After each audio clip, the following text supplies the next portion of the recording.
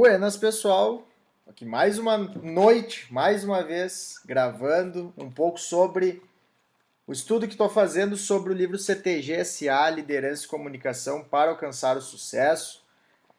E hoje eu vou falar sobre um tema bem tranquilo, vai passar ligeiro.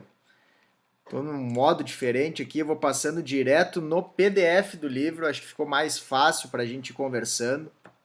E o que é importante, já destaco aqui no início, quando a gente fala de liderança, a gente não lembra só de exemplos positivos, a gente lembra também daqueles exemplos negativos, que são basicamente os adjetivos dos chefes.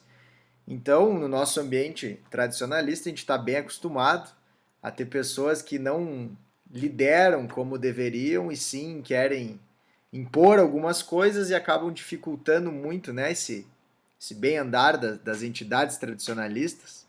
E também é muito comum que os líderes, com o tempo, acabem fazendo, né, assumindo esses papéis de chefes justamente por nunca terem tido um cargo, um poder e sobe um pouco a cabeça e se perdem aí no meio da condução. Aqui no livro vou passar um pouco, a gente conta uma história aqui no meio para contextualizar e deixar bem fácil. E o líder, é o péssimo líder chamado chefe, né? Então é aquela pessoa que a gente resume numa sequência ininterrupta de adjetivos negativos, né? Aqueles que ninguém gosta de ser lembrado. Totalmente diferente do líder que tenta manter, né, um equilíbrio lá no CTG, aquela pessoa que quer resolver os problemas, né? Então, se pegarmos algumas características pontuais desse chefe, então centralizador, ele centraliza o poder, ele não gosta de dividir informações, ele acha que sozinho ele vai resolver qualquer problema. E quando ele pede para alguém fazer alguma coisa, né, que ele tenta delegar de uma certa forma e não dá certo, ele fala, né, aquela frase típica que ele deveria ter feito tudo, deixa para mim que eu resolvo, né? Tá até aqui, ó, deixa para mim que eu resolvo mais essa. Então, esse é o chefe, tenho certeza que quem está assistindo aí já teve uma situação bem parecida. Subordinação, então ele enxerga todos à volta dele como subordinados que devem seguir as suas ordens. Ele não pensa no bem coletivo, ele sempre entende que as ideias dele são as melhores, ele não quer nem ouvir sugestões, né? Porque a dele já é a melhor, então por que ele vai querer escutar o que alguém tem para falar? Então, claro, a gente está dando uma exagerada no dia a dia, tem sim essas pessoas, mas tem pessoas que assumem esse papel de uma forma mais sutil, a gente não percebe, mas a gente está sempre tá sendo, de certa forma, manipulado.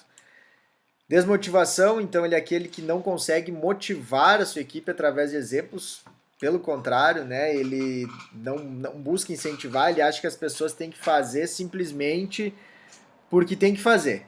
Então, quando alguma coisa dá errado, eles falam, né, eu avisei que não ia dar certo, eu disse que não ia dar certo, não aceita opinião, não dá abertura, já comentei um pouquinho, né? Não gosta de reclamações ou sugestões.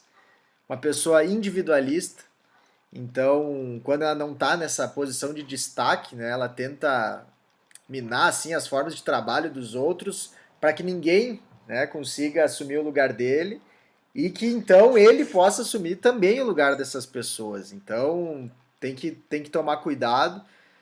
Acontece aí no dia a dia, tanto nos grupos de dança, quanto nas patronagens, quando alguma pessoa que não está gostando de algo começa a tentar minar ali quem está naquela posição de liderança, muitas vezes justamente para assumir essa posição, e depois que ela assume, ela se certifica muito para que ninguém faça o mesmo, e também por isso ela vem naquelas outras ideias que acabei de falar, né, aqueles adjetivos, principalmente uh, a subordinação, então quer ficar mandando nas outras pessoas. O famoso mentiroso, inventor de histórias, aumenta sempre as suas qualidades, aquela clássica, né? O CTG nunca esteve tão bem. Não sei o que vai acontecer com o CTG caso ele saia. Então é bem. Cara, esses exemplos aqui eles falam por si só. O CTG ele era um antes de nós entrarmos e graças a nós cresceu muito, né? Então, sempre aumentando as suas glórias, diminuindo as coisas que as patronagens, as coordenações, os instrutores fizeram anteriormente. E aí, em contrapartida, a gente fala daquele ótimo líder, né? Como que seriam as características desse ótimo líder?